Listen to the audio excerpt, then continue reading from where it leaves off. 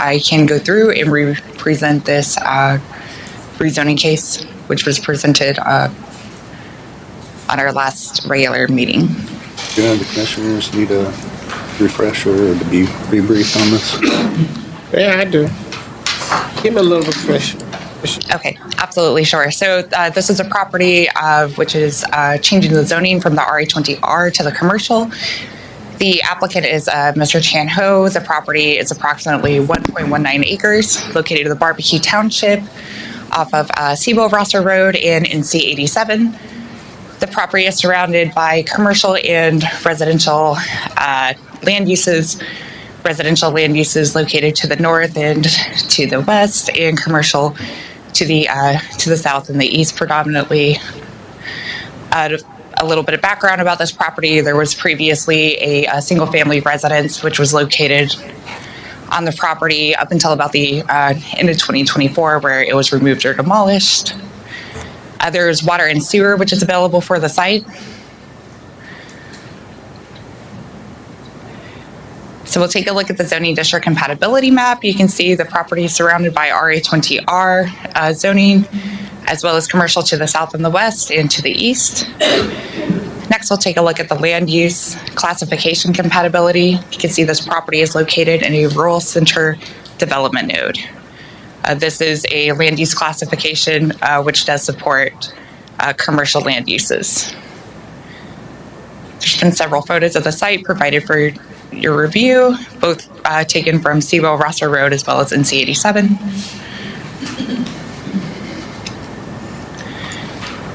So as staff moved through our evaluation, we were able to answer everything in the affirmative. Staff found that the request was compatible with the underlying land use, and staff is recommending approval. So at the April 7th planning board meeting, the planning board voted 5-0 to recommend approval of this rezoning. We did have one resident who spoke out. They were not necessarily in opposition. However, they did have questions about the intended use if the property were to be zoned commercial, and those questions were directed to the applicant. So staff is open for any questions. Thank you so much. Thank you. Any questions, comments for staff? You don't have anybody in opposition, right? No, ma'am. There's nobody in opposition, but they did have questions for the applicant. Yeah. Okay. Okay. Mr. Chairman, I do not believe this requested change to commercial is reasonable based on the residential uses which surrounds this property, especially to the north, and I would make a motion to deny. Second. I have a motion and a second to deny the proposed zoning change. Is there any discussion? All those in favor, please say aye. Aye. Any opposed? The denial carries unanimously, Madam Clerk. Thank you. Thank you very much. This time, we will go over the Harnett Horizons 2040 Comprehensive Plan. Please note that action may be taken on this item as well.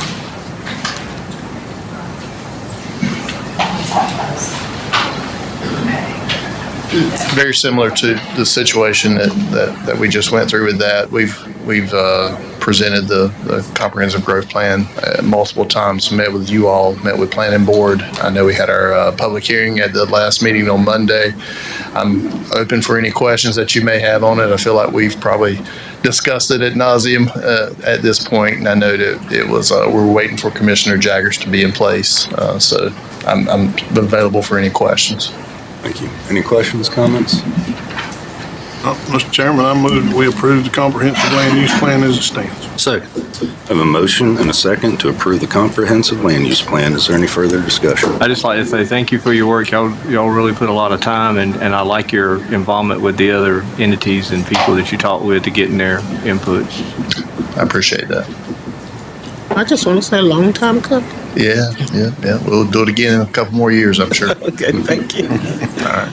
All those in favor, please say aye. Aye. Any opposed? Carries unanimously, Madam Clerk. Thank you. Okay, at this time, we will discuss the fluoridation of county water. Please note that action may be taken on this item. Mr. Chairman, we have been through this with a gaggle of people coming up offering their opinions.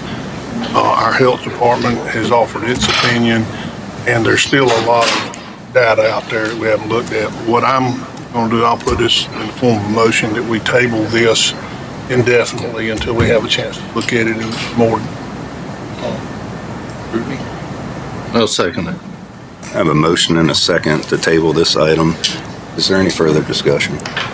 I just like to get, I think there's more information we need to get and make sure just get some more information for sure. All those in favor, please say aye. Aye. Any opposed? Carries unanimously, Madam Clerk. Thank you. I just want to say I'm not opposed to you tabling it. Thank you. Pardon? I want to thank you for tabling it because we need more information before you make a decision that's going to affect the health of our citizens in this county. So I say thank you. Yes, ma'am. Thank you. Okay, this time we'll discuss Harnett Regional Water Capital Improvement Plan. Mr. Tommy Burns, good morning, sir. Good morning, Commissioners.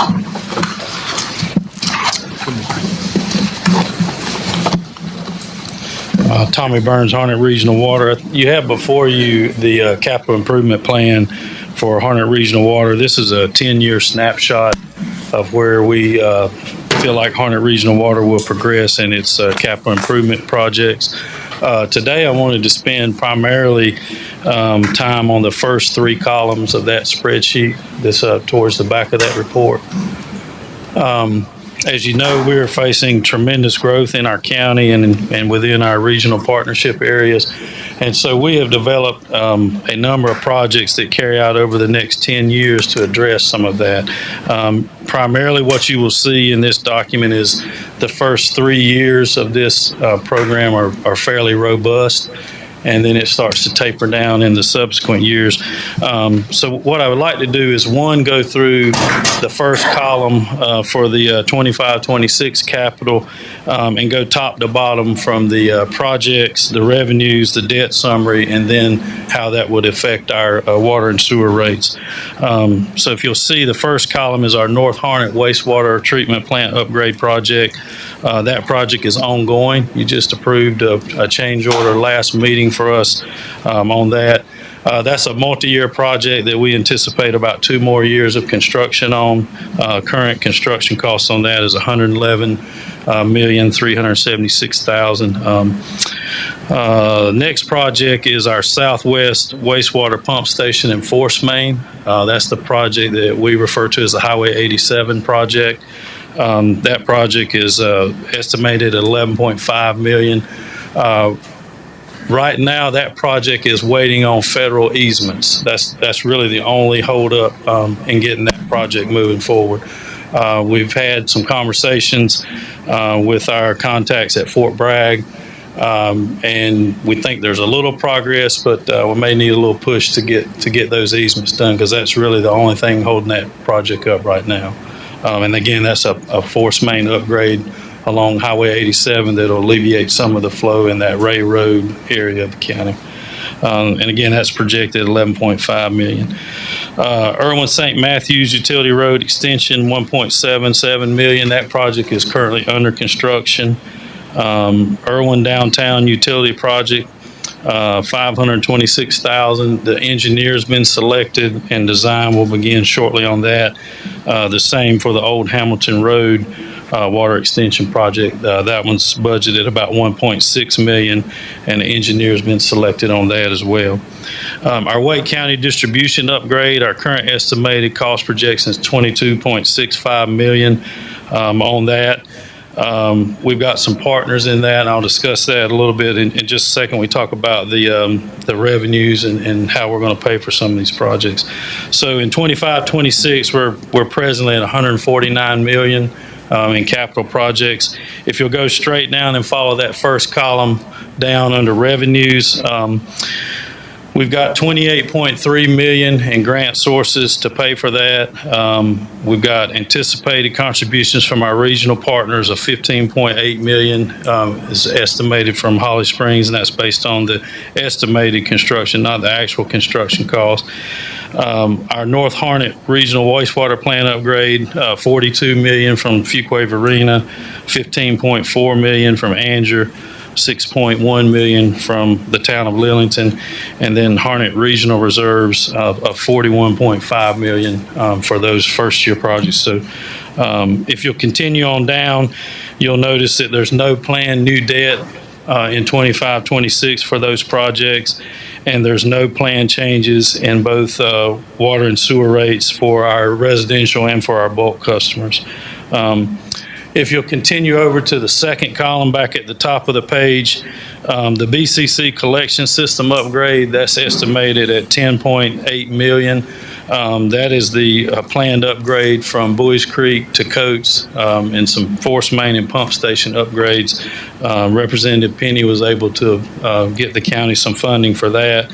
That project, right now, we have a preliminary engineering report that's out for proposals, and that should be back shortly, and we'll get the design and engineering going on that. Our PFAS project, as you're aware, we presently have a pilot study going on at the wastewater plant that was funded by some state grants, and we're looking at several different treatment options to handle PFAS. Once that pilot project is completed, then the engineer will come back with a recommendation on what we need to, upfit at our plant to treat that. That's estimated on the low end at $80 million. It could be as much as $120 million, based on whether we use a granular activated carbon or ionic exchange type treatment. So just keep that in mind as we talk about our debt schedule and our revenue bonds and so forth. We also have a planned project of $6 million for some Northwest water rehabilitation projects. Those are replacing some lines like along Harnett Central Road and some areas along 401, and that's estimated at $6 million. 96.7 million is where we think we land in 26-27. 15.7 million of that is from grants. We anticipate state revolving loans of $50 million. Then that's included in our debt issuance for that year, and then Harnett Regional Reserves of $31 million to pay for that. If you'll continue down that same second column under debt summary, you'll see where we plan to issue $50 million in state revolving fund loan debt to fund that. And again, 26-27, there are no anticipated changes to rates for both water, residential customers and bulk customers. And then the third column is the one I wanted to spend the rest of our time on discussing. We have one planned project in 27-28, but it's a fairly big ask. That's $120 million for a Northeast Harnett Regional Water Treatment Plant. We anticipate that would be located in the town of Irwin area. And if you go follow that on down to the revenue lines, we anticipate $30 million in revenue bonds, state revolving loans in the amount of $30 million, and regional entity participation is estimated at $40 million for that. And that includes $20 million in Harnett Regional Water Reserves for $120 million total. So, and then following that line on down, the new debt issuance for 27-28 will be $60 million. If you follow that on down to the planned rate increases, there are rate increases for 27-28 plan, where the residential rates would go to $24 a minimum, $6 for the 1,000-gallon above minimum, and then bulk increases to $3.15 and to $3.50 for some of our bulk customers. So you can see it's a fairly robust plan, but I think it's needed from the standpoint of keeping our system upgraded and keeping it planned and poised to accept the growth that's coming. And it's going to take all of our help. And we, again, in the interest of time, I won't go through the rest of our CIP, but we update this every year and forecast out for the next 10 years. So this is a document that'll be included in our budget this year that you adopt every year as part of our capital improvement plan. And this just gives us sort of a guidepost to move forward and plan these projects accordingly. We have to answer any questions. Any questions?